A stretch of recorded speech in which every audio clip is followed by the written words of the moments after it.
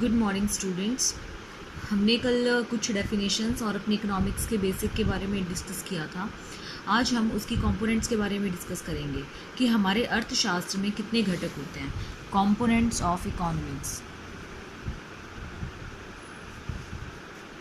Components of economics, कौन कौन से घटक होते हैं अर्थशास्त्र के, कि अर्थशास्त्र को वो कैसे प्रभावित करते हैं, कैसे उसमें चेंजेस लेकर आते हैं, कैसे उसको अफेक्ट करते हैं। तो हमारा फर्स्ट है कंजम्पशन। कंजम्पशन, उपभोग, हिंदी में जिसको हम बोलते हैं। आपने उपभोग की डेफिनेशन भी पढ़ी है। सेकंड हमारे पास आता है प्रोडक्शन। प्रोडक्शन की भी आपने डेफिनेशन पढ़ी है, उत्पादन जिसको हम हिंदी में बोलते हैं। थर्ड है आपका डिस्ट्रीब्यूशन।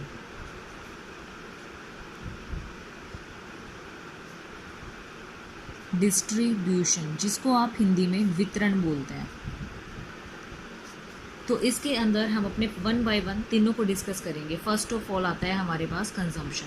कंजम्पशन में हमारे में क्या होता है, इसमें हम ये देखते हैं कि उपभोक्ता जो है वो क्या खरीदना चाहता है, क्या नहीं खरीदना चाहता है, किस टाइप का प्रोडक्ट उसे चाहिए और किस टाइप का प्रोडक्ट उसे नहीं चाहिए। इसमें हम कंज्यूमर के बिहेवियर को स्टडी करते हैं। बेसिकली जब हमारा कंज्यूमर ये देखता है कि मुझे क्या चाहिए और जिस चीज़ को वो खरीदता है उस चीज़ को जितने उसने पैसे दिए हैं उसके बदले में अगर उसको सेटिस्फेक्शन हो जाती है तो वो हमारी क्या कहलाती है, कंज्यूमर सेटिस्फेक्शन कहलाती है।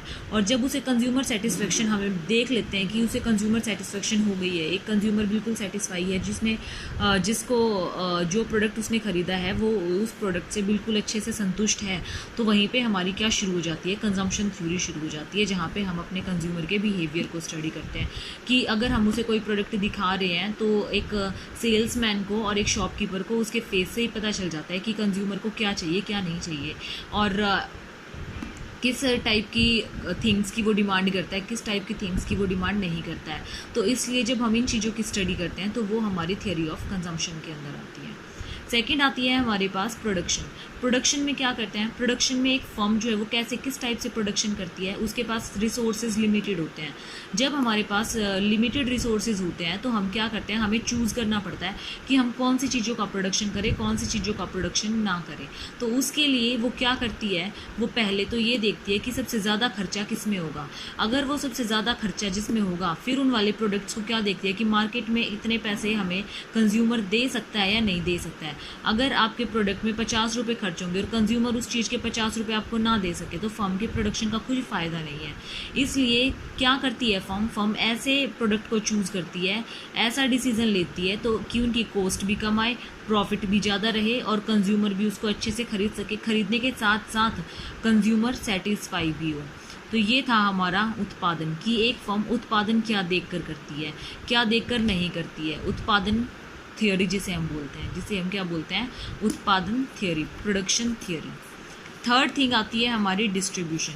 डिस्ट्रीब्यूशन के अंदर हम क्या देखते हैं, हमने डिस्कस किया था लास्ट लेक्चर में कि हमारे जो फैक्टर ऑफ प्रोडक्शन होते हैं वो 4 होते हैं। फैक्टर ऑफ प्रोडक्शन आपके कौन कौन से होते हैं, फर्स्ट आता है आपका लैंड। डिस्ट्रीब्यूशन में फैक्टर्स में कौन कौन से होते हैं, फर्स्ट आता है आपका लैंड, सेकेंड आता है आपका लेबर, थर्ड आता है आपका कैपिटल और आपका फोर्थ आता है एंटरप्रेन्योर। हिंदी में इसको क्या बोलते हैं, भूमि, और इसको बोलते हैं श्रम, इसको बोलते हैं पूंजी, इसको बोलते हैं उद्यम। एक भूमि के बदले क्या पे करना पड़ता है, किराया, रेंट पे करना पड़ता है, जिसको इंग्लिश में क्या बोलते हैं, रेंट बोलते हैं। इसके बदले क्या देनी पड़ती है, वेजेस को हिंदी में क्या बोलते हैं, मजदूरी बोलते हैं। फिर हमारे पास पूंजी के बदले में क्या देना पड़ता है, इंटरेस्ट, जिसे हम हिंदी में क्या बोलते हैं, ब्याज बोलते हैं। अगर आप बाहर से पैसा उठाते हो तो ब्याज पे लोगे ना। उद्यम को क्या मिलता है, प्रॉफिट। उद्यम होता कौन है, जो उसका ओनर होता है, बिल्कुल प्रॉफिट, लाभ मिलते हैं, जो भी प्रॉफिट होगा उसको उसके लाभ मिलेंगे। अब ये देखो कि वो कैसे डिसाइड करते हैं हमारा कोई भी। अब इसमें ये होता है कि जो हमारे पास फैक्टर ऑफ प्रोडक्शन है उनके जो स्वामी है, मतलब जो हमारी लैंड, लेबर, कैपिटल, एंटरप्रेन्योर, ये किसके अंदर आते हैं। एक लैंड जो है वो एक एक लैंड ऑनर के अंडर आएगी, लेबर जो है उसके मर्जी के खुद मालिक होंगे, कैपिटल जो है ऐसे ही हमारे मतलब कैपिटल जो है वो जिसकी हम मार्केट से ले रहे हैं तो वो उसका स्वामी होगा। एंटरप्रेन्योर कौन होगा, वो खुद एक स्वामी होगा जो अपने बिजनेस को स्टार्ट करेगा या फिर जो अपने बिजनेस को प्रोडक्शन को करेगा प्रॉफिट्स अर्न करने के लिए। तो इसमें हम जब ये डिसाइड करते हैं कि हमें कितनी चीज़ क्या लगानी है अपने प्रोडक्शन में, हमें कोई भी चीज़ का प्रोडक्शन करना है, जैसे आपको एक महीने के अंदर सपोज करो 100 यूनिट का प्रोडक्शन करना है, तो उन 100 यूनिट में आपकी लग रही है कॉस्ट, आपकी लैंड लग रही है 50 हेक्टेयर्स और एक जगह आपको करना है 1000 यूनिट्स का। 1000 यूनिट्स में आपकी लैंड कितनी लग रही है 80। तो आप कौन सी चीज़ का प्रोडक्शन करोगे, थाउजेंड्स का करोगे ना, क्यों? क्योंकि उसमें यूनिट्स भी ज़्यादा बन रही है और लैंड भी उतनी नहीं लग रही है। क्यों नहीं लग रही है? क्योंकि आपकी 100 यूनिट में 50 लग रही थी तो 1000 में कितनी लगेगी, 500 हेक्टेयर लगेगी ना, और इसमें कितनी लग रही है 80 लग रही है।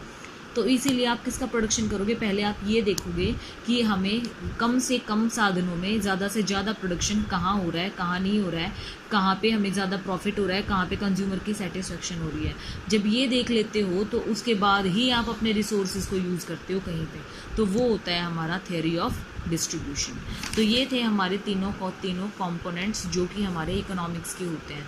अगला टॉपिक आता है हमारा what is statistics. What is statistics? Hindi में जिसको बोलते हैं सांख्यिकी। सांख्यिकी क्या है? सांख्यिकी क्या होती है? सांख्यिकी वो होती है जिसमें सारा का सारा डाटा हमारा किसके अंदर दिया हुआ होता है, क्वांटिटेटिव इन्फॉर्मेशन में होता है, मतलब जिसमें हमारा सारा का सारा डाटा संख्या में होता है। जहाँ पे आपका सारा डाटा संख्या में होगा वहाँ पे आपकी क्या हो जाएगी, हमारी स्टैटिस्टिक्स हो जाएगी। मतलब क्या है कि इसमें हम स्टैटिस्टिक्स के थ्रू अपने आंकड़ों को क्या कर सकते हैं, अच्छे से शो कर सकते हैं, किसी को भी दिखा सकते हैं ना। अगर आपके पास न्यूमेरिकल फॉर्म में डाटा होगा तो आप ये बता सकते हो ना उसके बीच का कि डिफरेंस कितना है, उसको अच्छे से रिप्रेजेंट कर सकते हो। सपोज करो मैंने ये बोल दिया कि हमारे स्कूल में बहुत सारे बच्चे हैं, तो कैसे पता चलेगा कितने बच्चे हैं? बहुत सारों में तो 1000 भी आ सकते हैं, बहुत सारों में 100 भी आ सकते हैं, बहुत सारों में लाख भी आ सकते हैं। तो आपको क्या करना पड़ेगा, एक एक्यूरेट डाटा तो बताना पड़ेगा ना उसका। थोड़ा बहुत कम ज़्यादा चल सकता है लेकिन आपको एक पर्टिकुलर नंबर फॉर्म तो देनी पड़ेगी उसकी कि हमारे स्कूल में 1000 स्टूडेंट्स हैं, 100 स्टूडेंट्स हैं, 500 हैं, 2000 है, कितने स्टूडेंट्स हैं, कितने स्टूडेंट्स नहीं हैं।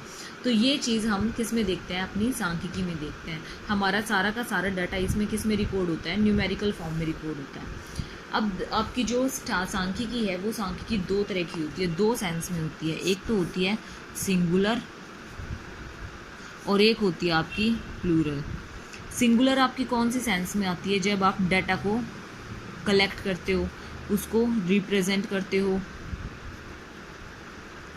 उसको ऑर्गेनाइज करते हो, उसको कंपेयर करते हो। ये सारी चीज़ें जब आपको करनी होती हैं वो आपकी सिंगुलर के अंदर आता है। प्लूरल के अंदर आप क्या स्टडी करते हो, प्लूरल के अंदर आपको पता है ना, प्लूरल का मतलब होता है बहुत ज़्यादा। तो इसमें आप ग्रुप की स्टडी करते हो, ग्रुप स्टडी। जैसे आपको नेशनल इनकम बतानी है तो वो आपको इसके अंदर आएगी। आपको ये बताने कि आपकी कंट्री के अंदर अनएम्प्लॉयमेंट कितनी है, एम्प्लॉयमेंट कितनी है, अनएम्प्लॉयमेंट कितनी है, आपके यहाँ पे कितनी जो है साक्षरता दर है, कितने आपके यहाँ पे रोजगार हैं, कितने आपके यहाँ पे जनसंख्या है। ये सारी चीज़ें भी आप किसके थ्रू रिप्रेजेंट करते हो, प्लूरल स्टैटिस्टिक्स में करते हो। क्यों? क्योंकि इसमें आपका पूरा होल का होल डाटा होता है और इसमें आपका एक पर्टिकुलर डाटा होता है जहाँ आपको कुछ रिप्रेजेंट करना होता है उसके रिगार्डिंग। अब हम इसकी एक डेफिनेशन स्टडी करते हैं। इसकी डेफिनेशन, एक चीज़ बताओ, अगर मैं ये बोलूँ कि हमारे गाय की जो है वो 4 टांगे हैं, तो क्या ये आपका स्टैटिस्टिक्स का पार्ट होगा? नहीं होगा। क्यों? क्योंकि सारे के सारे नंबर भी आपके स्टैटिस्टिक्स में नहीं आते। अगर आप ये बोलो 8, 10, क्या ये स्टैटिस्टिक्स हो जाएगा? नहीं। जब आप किसी चीज़ से, किसी डाटा से रिलेट करके, किसी चीज़ के डाटा से रिलेट करके उस नंबर का यूज़ करोगे तभी आपका वो क्या होगा, स्टैटिस्टिक का पार्ट होगा। जैसे मैंने बोला कि भारत में 26 वर्ष के आयु के ऊपर जो है ना वो 6 फुट के हैं और बाकी के जो बच्चे हैं वो कम हैं, मतलब या फिर एक ये लगाओ कि हमारे यहाँ जो 18 साल से ऊपर के बच्चे होते हैं वो आपके वोट डाल सकते हैं और 18 साल से नीचे के बच्चे जो हैं वोट नहीं डाल सकते हैं। तो वो हमारी क्या होगी, एक 18, मैंने 18 नंबर यूज़ किया है, लेकिन उसके साथ साथ ये बोला है कि एज वो वोट नहीं डाल सकते हैं और ऊपर वाले वोट डाल सकते हैं। तो ये आपका स्टैटिस्टिक्स का पार्ट होगा, ठीक है। उसके बाद अब हम इसकी डेफिनेशन डिस्कस करते हैं। अकॉर्डिंग टू यूएल, अकॉर्डिंग टू यूएल एक इकोनॉमिस्ट थे ये, इन्होंने क्या बताया है, आंकड़े क्या होते हैं, डाटा जो हम कलेक्ट करते हैं। आंकड़ों से हमारा अभिप्राय उन संख्यात्मक तत्वों से है, आंकड़ों से हमारा अभिप्राय उन संख्यात्मक तत्वों से है जो पर्याप्त सीमा तक अनेक प्रकार के कारणों से प्रभावित होते हैं। मैं लिख देती हूँ, आंकड़ों से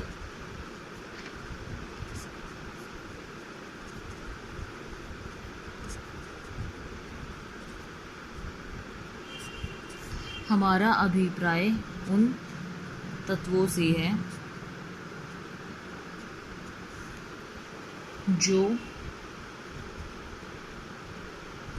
पर्याप्त सीमा तक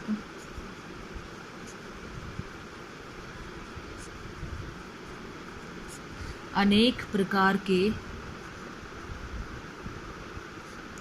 कारणों से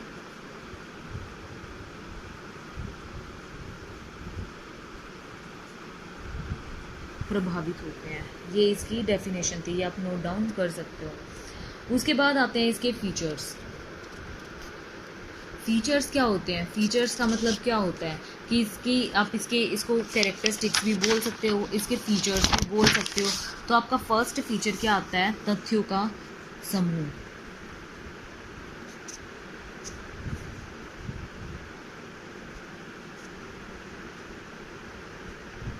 एग्रीगेट ऑफ, इंग्लिश में बोलते हैं एग्रीगेट ऑफ फैक्ट्स। इसके अंदर क्या आता है आपका, हमारी अगर मैंने पहले भी बताया, अगर मैं ये बोलूँ 4, 5, 8, 10, तो क्या इसका कुछ आपका समरी निकल पाएगी, आप इसके बारे में कोई कंक्लूजन निकाल पाओगे, नहीं निकाल पाओगे। अगर आप ये बोलो कि हमारे स्कूल में 500 विद्यार्थी हैं, हमारे स्कूल में 10 टीचर्स हैं, हमारे स्कूल में ये है, एक पर्टिकुलर चीज़ से उसको रिलेटेड करके बोलो, तो वो क्या होगा, आपका एग्रीगेट ऑफ फैक्ट्स हो जाएगा कि ये चीज़ें ठीक हैं। क्योंकि सिंपल नंबर आपकी स्टैटिस्टिक्स में नहीं आता, लेकिन आप अगर किसी नंबर को स्टैटिस्टिक्स में रिप्रेजेंट करना चाहते हैं तो उसके लिए आपको क्या यूज़ करना पड़ेगा, एक पर्टिकुलर डाटा के साथ साथ उसकी रिप्रेजेंटेशन भी यूज़ करनी पड़ेगी। सेकंड आता है संख्याओं में व्यक्त। दूसरा, संख्याओं में व्यक्त, इंग्लिश में इसको बोलते हैं न्यूमेरिकली एक्सप्रेस्ड।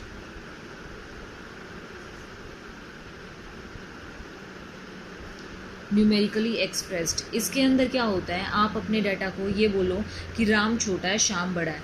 जब तक आप ये नहीं बोलोगे कि राम कितना बड़ा है, राम कितना छोटा है, तो क्या आप इसको अच्छे से रिप्रेजेंट कर सकते हो, नहीं कर सकते। तो उसके लिए आपको उनकी क्या बतानी पड़ेगी, हाइट बतानी पड़ेगी। तो वो भी आपका क्या आता है, न्यूमेरिकल फॉर्म में आता है। इसीलिए आपको कोई भी चीज़ बतानी है तो वो आप क्या करोगे, न्यूमेरिकल फॉर्म में बताओगे। इसमें हम अगर हमें कोई भी संख्या के रूप में रिप्रेजेंट किया जाता है, कोई भी चीज़ अगर रिप्रेजेंट करनी है, जैसे मैंने बोल दिया कि राम की जो लंबाई है वो 5 फुट 8 इंच है और श्याम की जो लंबाई है वो 5 फुट 11 इंच है। तो आप मैं इसमें ये बता सकती हूँ ना, उसमें 3 इंच का फ़र्क है। अगर हमें ये देखना होता है कि किसी चीज़ में कितना डिफरेंस है, कितना नहीं है, तो वो भी हम किसके थ्रू देखते हैं, संख्याओं के थ्रू देखते हैं। तीसरी चीज़ आती है हमारे पास अनेक कारणों से प्रभावित।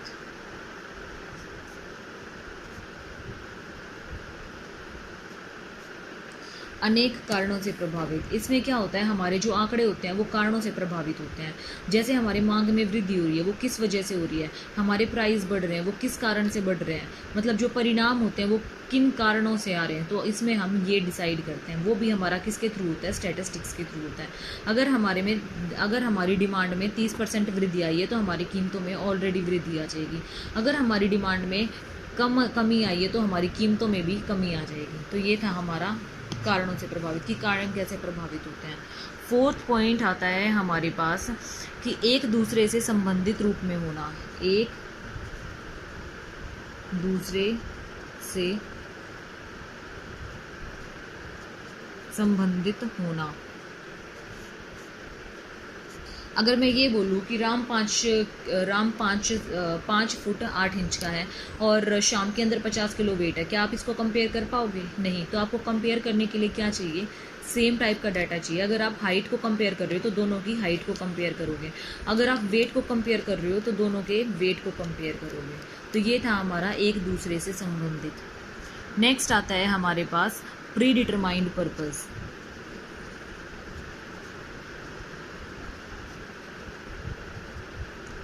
पूर्व निश्चित उद्देश्य।